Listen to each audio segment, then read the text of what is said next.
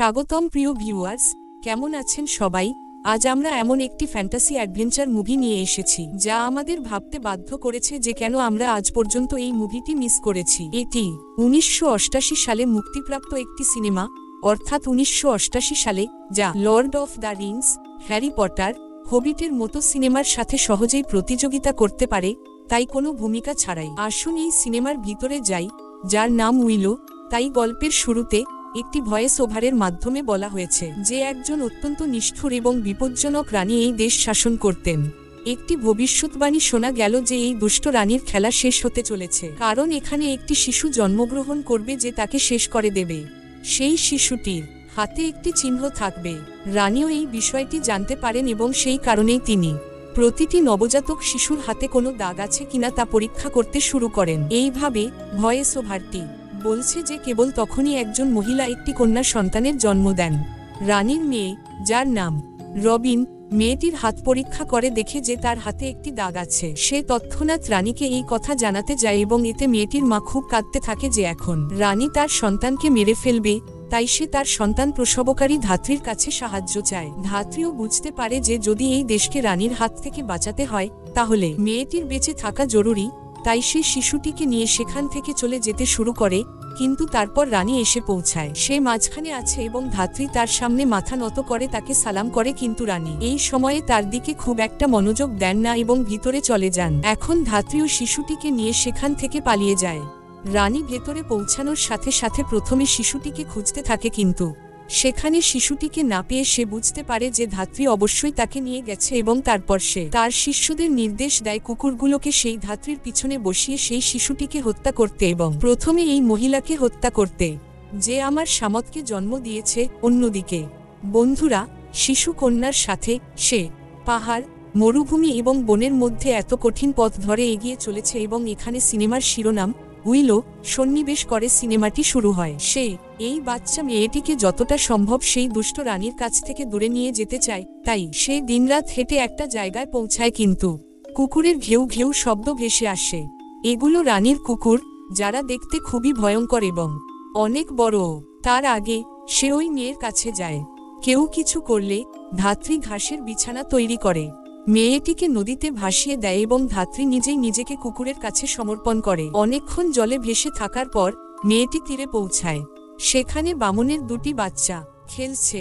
তাদের মধ্যে ছেলেটি বাবা বাবা বলে চিৎকার করে তার গ্রামের দিকে দৌড়ে যায়। এখান থেকে আমরা আমাদের নায়ককে দেখানো হয় এবং তার নাম উইলো। সে একটি শূকরের সাহায্যে তার ক্ষেত চাষ করছে এবং তারপর তার ছেলে এসে বলে যে বাবা বাবা, নদীতে একটি ছোট বাচ্চা আছে। উইলো তৎক্ষণাৎ নদীর কাছে দৌড়ে যায় এবং শিশুটিকে দেখে বলে যে সে আমাদের গোত্রের নয়, সে ডেকিনি গোত্রের সন্তান। ছেলেটি জিজ্ঞাসা করে, ডেকিনি কারা? তখন উইলো বলেন যে ডেকিনিগুলো দেখতে অনেক বড়, প্রায় দানবের মতো, তাই আমরা তাকে নিতে পারি না, ওকে পানিতে ঠেলে দাও।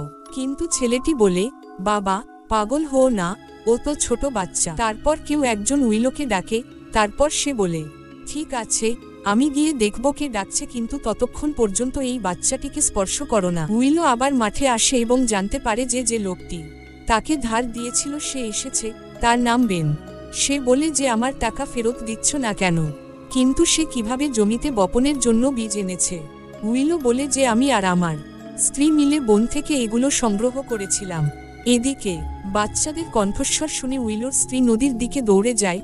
তারপর বেন উইলোকে হুমকি দেয়, আমি আরও বলছি যে যত তাড়াতাড়ি সম্ভব আমার টাকা ফেরত দাও, না হলে আমি এই খামারটি নিয়ে নেব এবং তারপর তোমাকে তোমার পরিবারকে থাকার জন্য কোনো সুড়ঙ্গে যেতে হবে।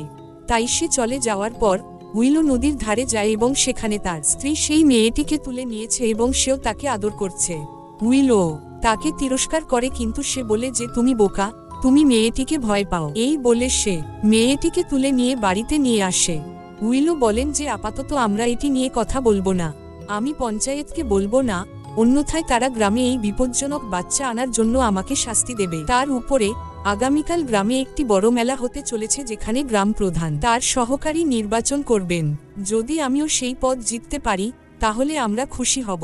স্ত্রী তার হাতে বাচ্চাটি তুলে দেয়।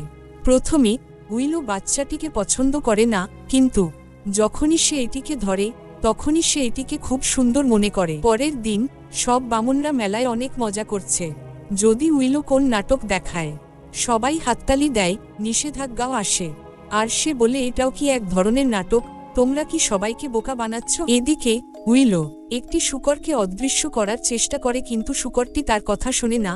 তারপর লোকেরা উইলোর দেখানো জিনিস দেখে হাসে, তারপর তাকে জ্বালাতন করে চলে যায়। ইতিমধ্যে বন্ধুরা আসে, সেই গ্রামের গ্রামপ্রধান যিনি জাদুও জানেন। আরও 4 জন ব্যক্তি উইলোর সহকারী হওয়ার জন্য তার সাথে প্রতিযোগিতা করে। গ্রামপ্রধান তার আঙুল দেখিয়ে জিজ্ঞাসা করলেন কোন আঙুল। সে জাদুকরী শক্তি নিয়ন্ত্রণ করে। সবাই এক এক করে আঙুল তুলছে। উইলো একটা আঙুল ছুঁয়েছে, কিন্তু সবাই ভুল, তাই সেও প্রত্যাখ্যাত হয়। আচ্ছা, সবাই মেলা এবং উৎসব উপভোগ করে এবং তারপর দুষ্ট রানীর বিপজ্জনক কুকুরগুলো এখানে আসে। তারা ওই মেয়েটির খোঁজে এখানে এসেছিল। তারপর গ্রামের অভিভাবকরা সেই কুকুরগুলোকে মেরে ফেলে এবং বলে যে এই কুকুরগুলো অবশ্যই কোন ডেকিনি খুঁজছে। এখন উইলো ভয় পেয়ে গেছে। আমার মনে হচ্ছে এই কুকুরগুলো কি আমার স্ত্রীর সাথে কিছু করেছে, কারণ তার সাথে সেই ছোট্ট মেয়েটি আছে। তৎক্ষণাৎ সে বাড়ি ফিরে আসে, তার স্ত্রী এবং ছোট মেয়ে সেখানে নিরাপদে আছে। এখন সে সিদ্ধান্ত নেয় যে আমাদের যত তাড়াতাড়ি সম্ভব এই ছোট্ট মেয়েটিকে গ্রামপ্রধানের কাছে হস্তান্তর করা উচিত, অন্যথায় ঝামেলা হবে। এবং এখন রানীর কুকুররা তাকে খুঁজতে এসেছে, এবং যদি রানী জানতে পারে যে এই ডেকিনি মেয়েটি এখানে আছে, তাহলে সে অবশ্যই সমস্ত বামনদের মেরে ফেলবে। সে গ্রামের সভায় যায়, যেখানে আরেক বামন বলে যে কেউ অবশ্যই ডেকিনির সন্তানকে এখানে লুকিয়ে রেখেছে এবং তাকে খুঁজে বের করে ফাঁসি দেওয়া উচিত। এই কথা শুনে উইলো ভয়ে চলে যেতে উদ্যত হয়, যখন গ্রামপ্রধান তার হাতে শিশুটিকে দেখে এবং উইলো স্বীকার করতে বাধ্য হয় যে সে নদীতে এই শিশুটিকে খুঁজে পেয়েছে। গ্রামপ্রধান বললেন যে এই সেই ডেকিনির বাচ্চা যার খোঁজে ওই কুকুরগুলো এখানে এসেছিল। আমরা কি তাকে ওই কুকুরগুলো বলবো? সবাই হ্যাঁ বলে বন্ধুরা, কিন্তু উইলো বলে দয়া করে এটা করো না, সে এই ছোট্ট মেয়েটিকে মেরে ফেলবে। না হলে গ্রামপ্রধান বলে ঠিক আছে, তাহলে আমাদের কিছু ডেকিনি খুঁজে বের করে এই মেয়েটিকে তার হাতে তুলে দেওয়া উচিত। এদিকে বেন বলে যে এই মেয়েটিকে উইলো এনেছে, তাই তাকে এই কাজটি দেওয়া উচিত। এইভাবে সে উইলোকে ফাঁদে ফেলে এবং এখন গ্রামপ্রধানও উইলোর সাথে যাওয়ার জন্য 4টি বামন বেছে নেয় এবং এতেও নিষেধাজ্ঞা রয়েছে। বেন যেতে চায় না, কিন্তু তাকে গ্রামপ্রধানের কথা মানতে হবে। সবাই চলে যাওয়ার পর গ্রামপ্রধান উইলোকে বলেন, দেখো, আমি জানি তুমি খুব ভালো মনের, কিন্তু তুমি আমার প্রশ্নের ভুল উত্তর দিয়েছ। অন্তত এখন তুমি এই প্রশ্নের সঠিক উত্তরটা জানো, বলো। উইলো বলল, হ্যাঁ, যে আঙুলটি ক্ষমতা নিয়ন্ত্রণ করে তা আমার নিজের আঙুল হবে, তোমার নয়। গ্রামপ্রধান আরও বলেন যে হ্যাঁ, তোমার নিজের উপর বিশ্বাস রাখা উচিত, তবেই তুমি জাদু শিখতে পারবে। এবং এইভাবে গ্রামপ্রধান উইলোকে 2টি বীজ দেন এবং বলেন যে যদি কেউ তোমাকে আক্রমণ করতে আসে, তাহলে এই বীজগুলো তার উপর ছুঁড়ে মারবে এবং সে তৎক্ষণাৎ পাথরে পরিণত হবে। উইলো সেখান থেকে বাড়ি ফিরে আসে এবং তার বাচ্চারা বলে যে তুমি ডেকিনির খোঁজে যাচ্ছ, বাবা সাবধানে যাও, কিন্তু আমাদের গ্রামের বাইরে অনেক দানব বাস করে, তুমি তাদের হাত থেকে কিভাবে বাঁচাবে? উইলো বলে, বাবা, যদি তুমি জাদু জানো, ছেলে, আমি দানবটিকে পাথরে পরিণত করব। সেই মুহূর্তে তার স্ত্রীর তার থেকে আলাদা হওয়ার কথা ভাবাটাই যথেষ্ট। উইলো দুঃখিত এবং সে তাকেও সাহস দেয়, তাই সে তার একটি চুল উইলোকে দেয় এবং বলে যে এটি তোমাকে রক্ষা করবে, তাড়াতাড়ি ফিরে এসো। তারপর গ্রামপ্রধান এসে একটি পাথর ছুঁড়ে মারে যা পাখিতে পরিণত হয় এবং উড়তে শুরু করে। গ্রামপ্রধান বিল্লু এবং তার বন্ধুদের বলেন যে তোমরা সবাই এই পাখিটির পিছনে যাও, এটি তোমাদের ডেজিনির খোঁজে নিয়ে যাবে। কিন্তু একজন লোক বলে, গ্রামপ্রধান জি, পাখিটি আমাদের গ্রামের ভেতরে যাচ্ছে। ও ঈশ্বর, মনে হচ্ছে এই পাখিটি মাতাল। আচ্ছা, তুমি বাদ দাও, তোমরা এই নদীর পিছু পিছু চলতে থাকো এবং অবশেষে তোমরা ডেকিনি উপজাতির লোকদের কাছে পৌঁছে যাবে। যদি তুমি তাদের কারো হাতে এই বাচ্চা দেখতে পাও, তাহলে সাথে সাথে পালিয়ে যাও, কারণ আমরা বামনরা বাইরের জগতে নিরাপদ নই। তারপর উইল আর সে তার সাথে চলে যায়। অন্যদিকে রবিন সেই ধাত্রীর মৃতদেহ নিয়ে রানীকে দেখায়। তারপর রানী বলেন, আমি তার দেহ দিয়ে কি করব? আমি সেই মেয়ের দেহ চাই যে আমার জীবন নিতে চলেছে। তুমি দ্রুত তাকে খুঁজে বের করো এবং তোমার সাহায্য লাগবে। আমার কমান্ডারও এর জন্য আসবে, কিন্তু রবিনের কমান্ডারের প্রতি তীব্র ঘৃণা আছে, কিন্তু কমান্ডার রবিনকে পছন্দ করে এবং রবিন রানীর কথা উপেক্ষা করতে পারে না এবং কমান্ডারকে তার সাথে নিয়ে যায়। তাদের চলে যাওয়ার পর রানীর বিশেষ যোদ্ধা বলে যে তোমার মেয়েকে বিশ্বাস করা উচিত নয়, কারণ ভবিষ্যৎবাণী অনুসারে সেও তোমার সাথে বিশ্বাসঘাতকতা করবে। রানী বলেন যে তিনি কখনোই এমন করবেন না, আমার তার উপর পূর্ণ বিশ্বাস আছে। এখানে উইলো এবং তার সঙ্গীরা দীর্ঘ দূরত্ব ভ্রমণের পর একটি জায়গায় বিশ্রাম নেয়, কিন্তু তারপরে ঘোড়া এবং কুকুরের শব্দ আসে। তারা ঝোপের মধ্যে লুকিয়ে থাকে। এই ঘোড়সওয়াররা নিজেদের মধ্যে কথা বলে যে ডেকিনির মেয়ে বামনদের সাথে আছে এবং খবর পাওয়া গেছে যে তারা তাকে ডেকিনির কাছে রেখে যেতে গেছে। তারা নিশ্চয়ই খুব বেশি দূরে যায়নি, আমরা শীঘ্রই তাদের ধরব। এইসব কথা শুনে উইলো এবং তার সঙ্গীরা ভয় পেয়ে যায় যে তারা কি করবে। তারপর ঘোড়সওয়াররা চলে যাওয়ার পর এই লোকেরা আবার তাদের যাত্রা শুরু করে। জঙ্গল, পাহাড় আর পাথর পেরিয়ে তারা সার্দো ক্রসিংয়ে পৌঁছায়, যেখানে দুটি খাঁচা ঝুলছে। রাতে এই লোকেরা তারা সেখানে থাকার সিদ্ধান্ত নেয় এবং সকালে একটি ডাকিনী খুঁজে বের করে তার হাতে শিশুটিকে তুলে দেবে। উইলো সেই খাঁচার কাছে যায় এবং ভেতর থেকে একজন লোক তাকে ধরে চুপি চুপি বলে, আমাকে পানি দাও, না হলে আমি তাকে মেরে ফেলবো। তাই উইলো তার জন্য পানি আনার অজুহাতে যায়, কিন্তু তাকে পানি দেয় না। সে চিৎকার করে বলে, ওরে বামন, তুমি আমার সাথে বিশ্বাসঘাতকতা করেছ, আমি খুব খারাপ মানুষ, আমার মনে হয় আমি তোমার জীবন নেব।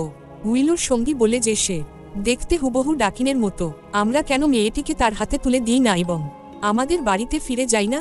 এই কথা শুনে খাঁচার লোকটি বলে, ঠিক আছে, তোমরা মেয়েটিকে আমাকে দাও, আমি তার ভালো যত্ন নেব। কিন্তু উইলো মেয়েটিকে দিতে চায় না, কারণ সে দেখতে একজন নম্বর 1 অপরাধীর মতো। এবং তারপর বেন তাকে বলে, দেখো উইলো, যদি তুমি তাকে দিতে না চাও তাহলে এটা তোমার পছন্দ। গ্রামপ্রধান বলেছিলেন যে তুমি ডেকেনি উপজাতির যাকে প্রথম দেখবে তাকেই মেয়েটি দিয়ে দেবে এবং ফিরে আসবে, এবং আমাদের এটা করতে হবে। ডেকেনি দেখা গেছে আমরা তাকে বাচ্চা দেওয়ার পর ফিরে যাচ্ছি, যদি তুমি আসতে না চাও তাহলে এখানেই থাকো। এই বলে বেন তার 2 বন্ধুকে নিয়ে সেখান থেকে চলে যায়। উইলোর কাছের বন্ধুদের মধ্যে কেবল একজনই তার সাথে আছে। এখন উইলোর দায়িত্ব হলো এই শিশুটিকে একজন ভালো ডেকেনির হাতে তুলে দেওয়া। খাঁচার লোকটি জল দিতে চিৎকার করে, তাই উইলো তাকে গ্রামপ্রধানের দেওয়া জাদুর বীজটি দেখায় এবং বলে, মুখ বন্ধ রাখো, নইলে আমি তোমার উপর এই বীজ ছুঁড়ে মারব, তুমি 2 মিনিটের মধ্যে পাথর হয়ে যাবে। সে আরো বলে, হে বামন, তুমি কাকে ভয় দেখাচ্ছ? আমি খুবই বিপজ্জনক মানুষ। তাই উইলো বলল, আমি তোমার উপর এই বীজ নষ্ট করতে চাই না। এই বলে সে আরেকটি খাবার রান্না করতে শুরু করে এবং সেই রাতে উইলো এবং তার সঙ্গী সেখানেই থাকে। সকালে ঘোড়ার শব্দ শুনে দুজনেই ঘুম থেকে ওঠে। খাঁচার লোকটি বলছে, গত রাতে তোমাকে যা বলেছি তার জন্য আমাকে ক্ষমা করো, আমার নাম ম্যাড মার্টিগান। তাহলে তোমার নাম কি?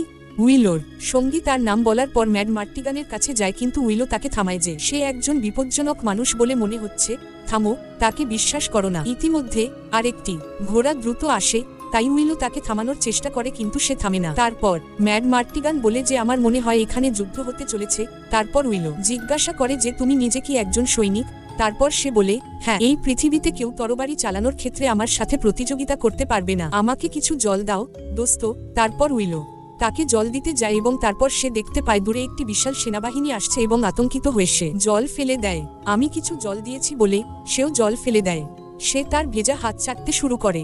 ইতিমধ্যে অনেক ঘোড়সওয়ার তাদের পাশ দিয়ে চলে যায়, কেবল একজন লোক থামে। উইলো বলল, দয়া করে এই মেয়েটিকে রেখে দাও, ও তোমার গোত্রের মেয়ে, মানে এই মেয়েটাও তোমার মতোই একজন ডেকিনি, কিন্তু ও বলে আমরা সবাই যুদ্ধে যাচ্ছি, এই মেয়েটিকে কোন মহিলাকে দিয়ে দাও। তারপর ম্যাড মার্টিগান বলেন, তুমি নিজেও একজন মহিলা, তাহলে এটা নিয়ে নাও। এই কথা শুনে ঘোড়ার সওয়ার খাঁচার দিকে তাকিয়ে চিৎকার করে বলে, আরে ম্যাড মার্টিগান, তোমার কি হয়েছে?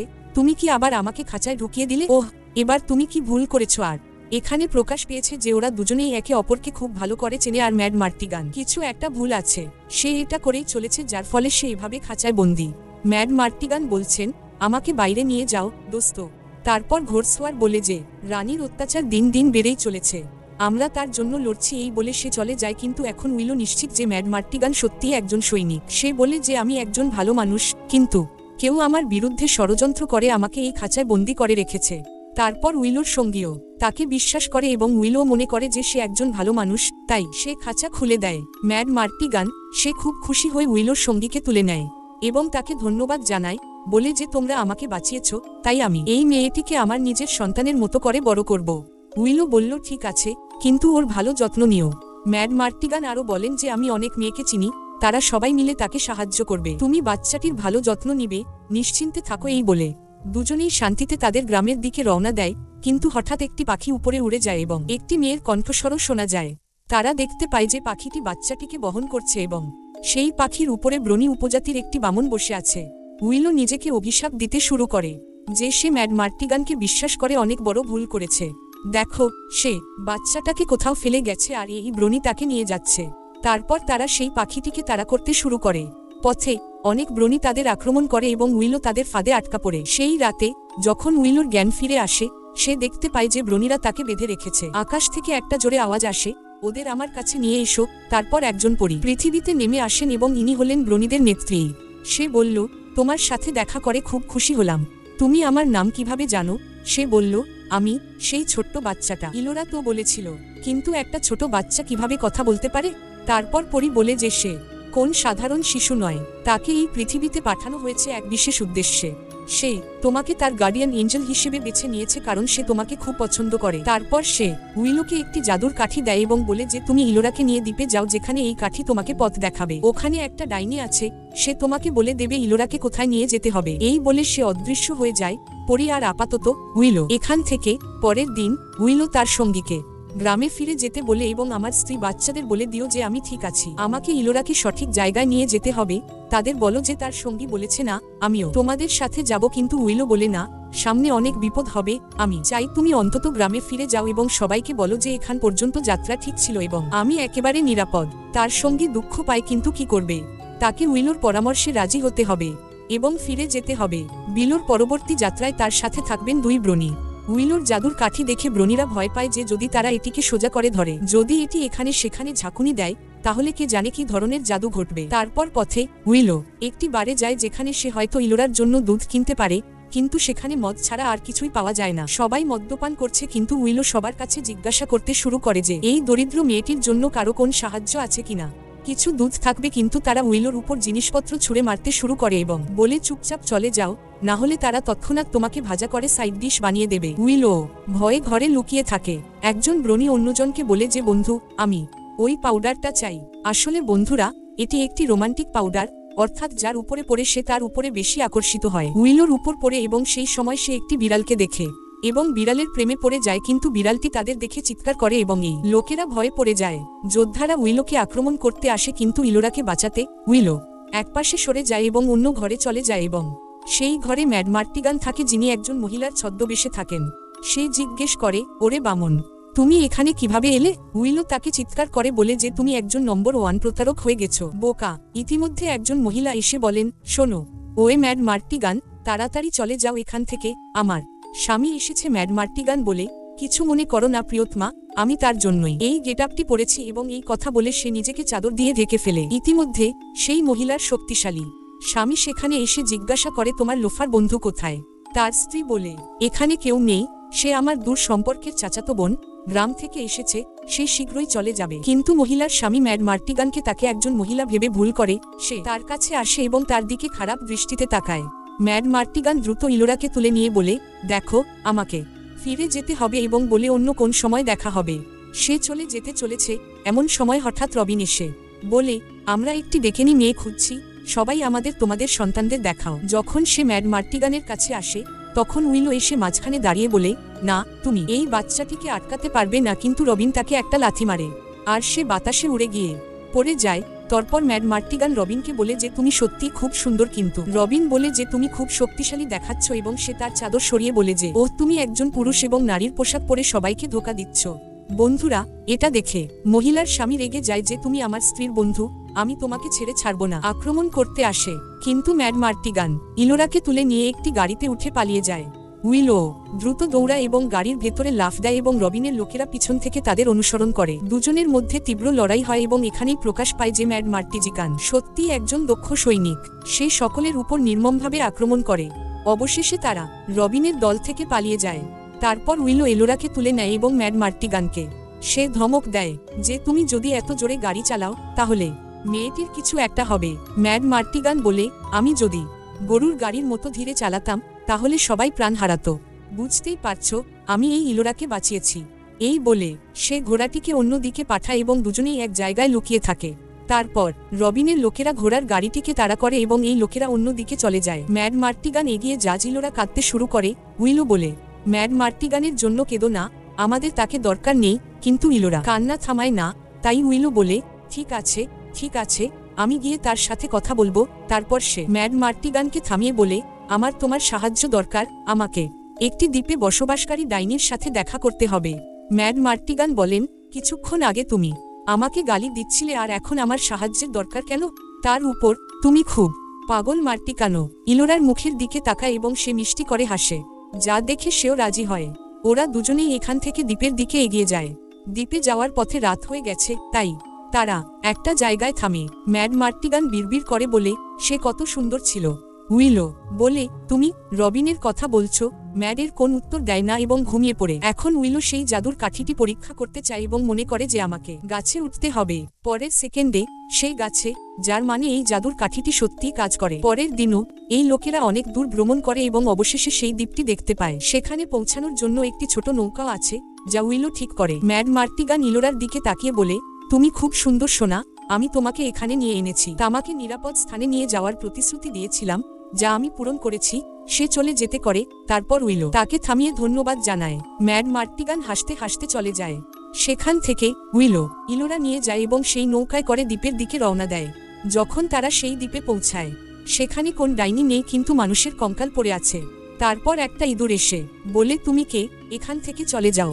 উইলো তার নাম বলে এবং বলে, আমি এখানে একজন ডাইনিকে খুঁজতে এসেছি, তার নাম ফাইন্ডাকল। তারপর ইঁদুরটি বলে যে, আমি ফাইন্ডাকল, এবং এখানে প্রকাশ পায় যে দুষ্ট রানী নিজেই ফাইন্ডাকলকে ইঁদুরে পরিণত করেছিলেন যাতে সে তার জাদু ব্যবহার করতে না পারে। এখন উইলো তাকে ইলোরা সম্পর্কে সবকিছু বলে এবং বলে যে পরি ইলোরাকে তোমার হাতে তুলে দিতে বলেছিল। ফাইন্ডাকল খুশি হন যে যদি সেই ভবিষ্যৎবাণী সত্য হয়ে ওঠে, তবে এটাই একমাত্র জিনিস যা আমাদের সেই দুষ্ট রানীর হাত থেকে রক্ষা করতে পারে। তুমি নিজেই একজন জাদুকর, তাই না? তাড়াতাড়ি তোমার জাদু করো এবং আমাকে একজন আগের মতো বানাও, না হলে আমি আমার ক্ষমতা ব্যবহার করতে পারবো না। উইলো বলে, না, আমি জাদুকর নই, এই জাদুর কাঠিটা ওই পরি। এটা শুনে ফাইন্ডাকল দুঃখিত হয়ে ওঠে, এখন আমার কি করা উচিত? ইতিমধ্যে সৈন্যরা সেখানে এসে ম্যাড মার্টিগানকে ধরে ফেলে। শুধু তাই নয়, তারা উইলো এবং ইলোরাকেও ধরে ফেলে এবং সবাইকে ফিরিয়ে নিয়ে যায়। কিন্তু ব্রণীরা ছোট হওয়ায় তারা তাদের পায় না। তাদের অনেক দূর যেতে হবে। তারা তুষারাবৃত জায়গাগুলির মধ্য দিয়ে যাচ্ছে। ইতিমধ্যে রাত হয়ে যায় এবং তারা একই জায়গায় একটি তাঁবু স্থাপন করে। তারপর ফাইন্ডাকল উইলোর হাতরশি কেটে দেয় এবং বলে যে, তুমি যদি জাদু না জানো তাহলে কোন ব্যাপার না, অন্তত আমি যে মন্ত্রটা বলেছি সেটা ব্যবহার করো। সে কিছু মন্ত্র বলে যা সে বারবার বলে, কিন্তু মাঝখানে সে ভুল উচ্চারণ করে, যার ফলে ফাইন্ডাকল ডাইনি হওয়ার পরিবর্তে কাকে পরিণত হয়। ইতিমধ্যে দুই ভাই সেখানে আসে। তারপর তারা স্বস্তি বোধ করে। তারা তাদের চুল দিয়ে তালা খোলার চেষ্টা করে। তারপর ম্যাড মার্টিগান বলে যে, তুমি পারবে না, বলে, এটা এনে দাও, আমি তালা ভেঙে ফেলবো। সে তালা ভাঙতে শুরু করে। তারপর ডনিশ তাকে ধাক্কা দিয়ে নিজেই ভাঙার চেষ্টা করে, কিন্তু তারপর তার ব্যাগ থেকে রোমান্স পাউডারটি ম্যাড মার্টিগানের উপর পড়ে কোনোভাবে সে তালা খুলে দেয় এবং সবাই বেরিয়ে যায়। তারপর ম্যাড মার্টিগানকে বলে যে ইলোরা তাদের তাঁবুতে থাকবে। তারা সেখানে যায়, কিন্তু ম্যাড মার্টিগান সে বলে, তুমি অপেক্ষা করো, আমি যাব, এবং তাঁবুতে প্রবেশ করে। কিন্তু ইলোরাকে তুলে নেওয়ার পরিবর্তে সে রবিনের দিকে তাকায় এবং তার গায়ে রোমান্সের পাউডার পরে থাকায় এখন সে রবিনের প্রেমে পড়ে। উইলো বাইরে থেকে তাকে ইঙ্গিত দেয় যে রোমিও তাড়াতাড়ি বাচ্চাটাকে তুলে নেয়। তুমি কি করছো? কিন্তু ম্যাড মার্টিগান রবিনকে চুমু খেতে যায়, কিন্তু সে ছুরির ডগা তার পেটে চেপে ধরে এবং বলে যে, তুমি যদি একটুও নড়ো, আমি তোমার ঘাড় কেটে ফেলবো। ম্যাড মার্টিগান বলে, কি বলছো তুমি? প্রিয়, তুমি আমার চাঁদ, তুমি একটা তারা, তুমিই জীবন। এখন বন্ধুরা, সে রাগে তার ঘাড়ে ছুরি মারতে চলেছে। তারপর সে বলে যে, আমি তোমার হাতে 1000 বার মরতে প্রস্তুত। আমার জুলিয়েট রবিনও তার হাতে আসে এবং সেও তাকে চুমু খেতে উদ্যত হয়, কিন্তু এরই মধ্যে কমান্ডার তাঁবু ছিঁড়ে ভেতরে আসে। তারপর ম্যাড মার্টিগান তার সঙ্গীদের সাথে মারামারি করেন এবং তাঁবু ভেঙে ফেলার পর তিনি চলে যাওয়ার সময় রবিনকে একটি চুম্বনও দেন। সে তুষারে স্লাইড করে এবং তারপর এখান থেকে এগিয়ে যায়।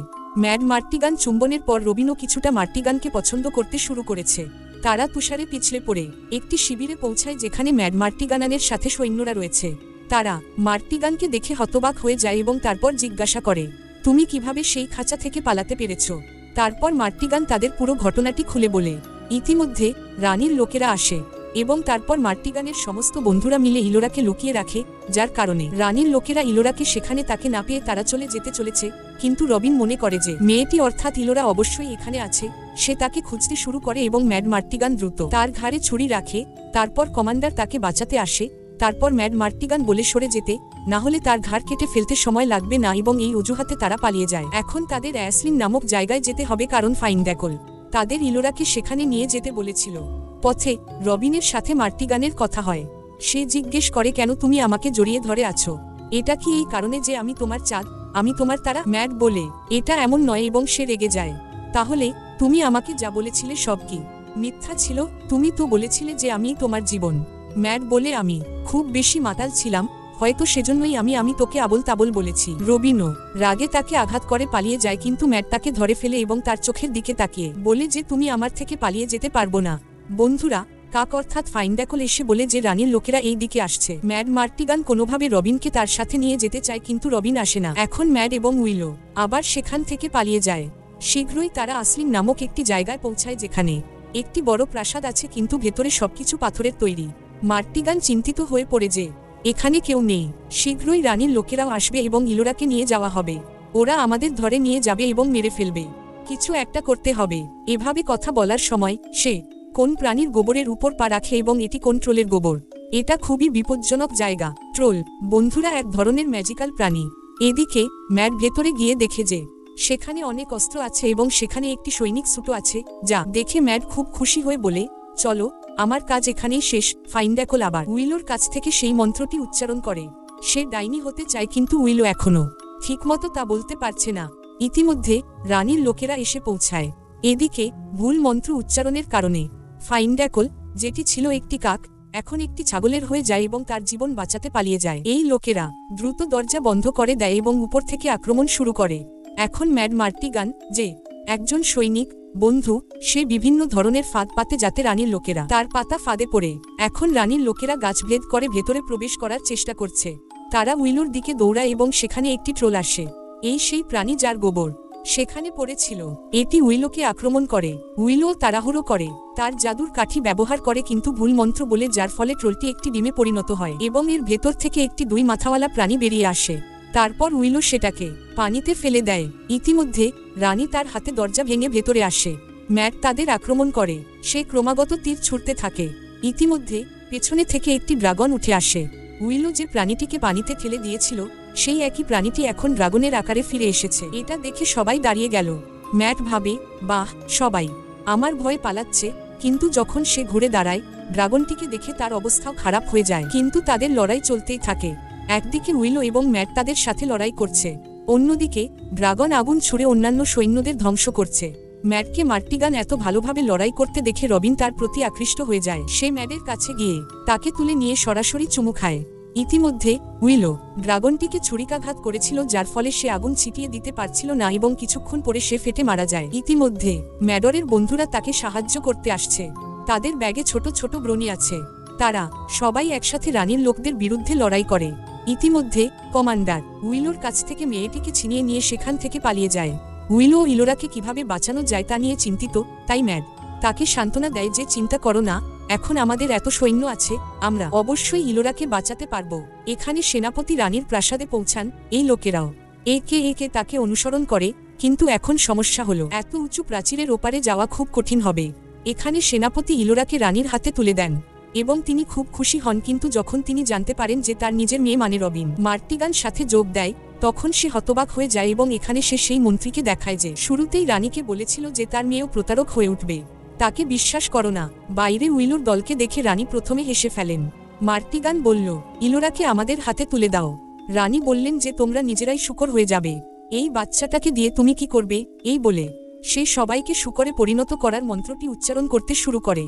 এদিকে উইলো সেই ছাগলটিকে অর্থাৎ ফাইন্ডাকলকে একপাশে নিয়ে যায়। এটা দেখে উইলো ভয় পেয়ে যায়, কিন্তু ফাইন্ডাকল বলে, এবার অন্তত মন্ত্রটা ঠিকঠাক করে বলো, আমি আমার রূপ ফিরে নেব এবং তারপর বাকিদেরও স্বাভাবিক করে তুলব। এবার অনেক কষ্টে বিলো মন্ত্রটি সঠিকভাবে উচ্চারণ করে এবং ফাইন্ডাকল বিভিন্ন রূপ ধারণ করে এবং অবশেষে আগের মতো ডাইনিতে পরিণত হয়। তারপর সমস্ত শূকরকে এনে সে সবাইকে স্বাভাবিক করে তোলে। ভেতরে রানী ইলোরাকে হত্যা করার জন্য কিছু রিচুয়াল পালন করছেন, যাতে ভবিষ্যতে রানীর জীবনের প্রতি কোনো হুমকি না থাকে। আর বাইরে এই লোকেরা প্রাসাদে প্রবেশের পরিকল্পনা করেছিল। পরের দিন উইলো এবং ফাইন্ডাকল বাইরে দাঁড়িয়ে তাদের হুমকি দেয় যে তারা যেন চুপচাপ ইলোরাকে আমাদের হাতে তুলে দেয়, অন্যথায় সবাই ধ্বংস হয়ে যাবে। তারপর কমান্ডার তার লোকদের বলেন, তাদের জীবিত রেখা যাবে না, হত্যা করো। তারাও দরজা খোলা, তারা প্রথমে তাদের আক্রমণ করতে আসে, কিন্তু ইতিমধ্যে উইলো একটি কাঠের ঢোল বাজাতে শুরু করে, যা শুনে তার সমস্ত সৈনিক প্রাসাদের ভিতরে যেতে শুরু করে, কারণ দরজা খোলা। তারা ভেতরে যায় এবং প্রথমে রানীর লোকদের সাথে যুদ্ধ করে। রানী তার রিচুয়াল সম্পন্ন করার আগেই ফাইন্ডাকল ভেতরে আসে, কিন্তু এরই মধ্যে রবিন বলে, মা, তুমি যা করছো তা ভুল। রানী রাগে তাকে হত্যা করতে উদ্যত হয়, কিন্তু ফাইন্ডাকল তাকে বাঁচায় এবং এখন ফাইন্ডাকল এবং রানীর মধ্যে লড়াই শুরু হয়। রানী তার জাদু দিয়ে তার দিকে আগুন ছুঁড়ে মারে, তারপর ফাইন ড্যাকল তার উপর জল ছুঁড়ে মারে এবং তার জাদু দিয়ে তাকে জমে যায়। বাইরে কমান্ডার ম্যাডের সঙ্গীকে হত্যা করেছে। ম্যাড খুব রেগে যায় এবং সে কমান্ডারের সাথে লড়াই করে এবং অবশেষে তাকে ধাক্কা দিয়ে ফেলে দেয় এবং তার জীবন নেয়। এখানে রানী ফাইন ড্যাকল ধাক্কা দিয়ে ফেলে দেয় এবং এরই মধ্যে উইলো ইলোরাকে বাঁচানোর চেষ্টা করেন, কিন্তু রানী তাকে ধরে ফেলেন। উইলো বলে যে আমাকে শুধু বামন ভেবো, ভুল করো না। রানী হেসে ফেলে এবং তারপর উইলোর কাছে গ্রামপ্রধানের দেওয়া বীজটি তার উপর ছুঁড়ে মারে, যা সে ধরে ফেলে এবং পরের সেকেন্ডে সে পাথরে পরিণত হয়। কিন্তু তার যে জাদুকরী শক্তি আছে তা এর চেয়ে অনেক গুণ বেশি শক্তিশালী এবং তারপরে সে আবার স্বাভাবিক হয়ে ওঠে। সে বলে, এবার দেখো আমি তোমার সাথে কি করি বামন। কিন্তু উইলো বলে যে আমি জানি যে জাদু দিয়ে আমি ইলোরাকে অদৃশ্য করে দিতে পারি। এই বলে সে তার পুরনো কৌশল ব্যবহার করে, যেটা দিয়ে সে মেলায় খেলা দেখাতো। এদিকে রানী উইলোর উপর তার জাদু প্রয়োগ করতে চলেছেন, হঠাৎ উইলো ইলোরাকে অদৃশ্য করে দেয়। এটা দেখে রানী খুব রেগে যান যে শিশুটি হঠাৎ কোথায় অদৃশ্য হয়ে গেছে এবং তিনি ঘটনাক্রমে সেখানে রাখা রক্ত ছিটিয়ে দেন এবং যেহেতু তিনি রিচুয়াল করছিলেন তাই আকাশে মেঘ গর্জন শুরু করে, বিদ্যুৎ চমকায় এবং তারপর রানীর জাদু তাকে প্রভাবিত করে। ইলোরাকে হত্যা করার পরিবর্তে তার জাদু নিজেই তার মৃত্যুর কারণ হয়ে ওঠে এবং তারপর সে ধোঁয়ায় পরিণত হয় এবং অদৃশ্য হয়ে যায়। তারপর ম্যাড মার্টিগান সেখানে আসে এবং রবিনকে দেখে খুব খুশি হয়। দুজনেই চুমুও খায়। ফাইন ড্যাকল উইলোকে জিজ্ঞাসা করে, তুমি ইলোরাকে কোথায় উধাও করে দিলে? সে বলে, চিন্তা করো না, এটাকে হাতের চালাকি বলে। এই বলে সে ইলোরাকে নিয়ে আসে, যাকে সে তার সাথে লুকিয়ে রেখেছিল। এভাবে বন্ধুরা সব সমস্যার সমাধান হয়ে যায়। উইলো এখন তার গ্রামে ফিরে যেতে চলেছে এবং এই রাজ্যের লোকেরাও তার প্রতি খুব কৃতজ্ঞ। তারপর ফাইন ড্যাকল তাকে একটি জাদুর বই দেয় এবং বলে, একদিন তুমি অবশ্যই একজন মহান জাদুকর হবে এবং এখন রবিন এবং ম্যাড এই রাজ্য শাসন করবে এবং ইলোরা তাদের মেয়ের মতো বড় হবে, কারণ ভবিষ্যতে সে এই রাজ্যের রানী হবে। এটাই ভবিষ্যৎবাণী। উইলো সবাইকে ধন্যবাদ জানিয়ে সেখান থেকে চলে যায়। দীর্ঘ ভ্রমণের পর অবশেষে সে তার গ্রামে পৌঁছায়। সবাই তাকে উল্লাস করে, বলে যে তুমি সত্যিই একজন নায়ক। কমান্ডারও তাকে অভিনন্দন জানায় এবং একটি আপেল দেয়। তারপর উইলো তাকে ছুঁড়ে ফেলে পাখিতে পরিণত করে এবং সবাই হতবাক হয়ে যায়। উইলোর স্ত্রী তাকে দেখে খুব খুশি হয় এবং দুজনেই আবেগপ্রবণ হয়ে একে অপরকে জড়িয়ে ধরে। এই সুখী সমাপ্তির সাথে এই সিনেমাটি এখানেই শেষ হয়। যাই হোক বন্ধুরা, এমন একটি সিনেমা 1988 সালে অর্থাৎ 1988 সালে তৈরি হয়েছিল, আপনি সম্ভবত কল্পনাও করতে পারবেন না। এবং সেই সময়ের মতে সাজসজ্জা ইত্যাদি খুব বেশি আশা করা যায় না। তা সত্ত্বেও এই সিনেমায় এত দুর্দান্ত একটা সিনেমা তৈরি হয়েছে। দ্বিতীয় অংশটিও তৈরি করা হয়েছে এবং এটি একটি সিরিজের মতো প্রকাশিত হয়েছে, তবে এটি সম্ভবত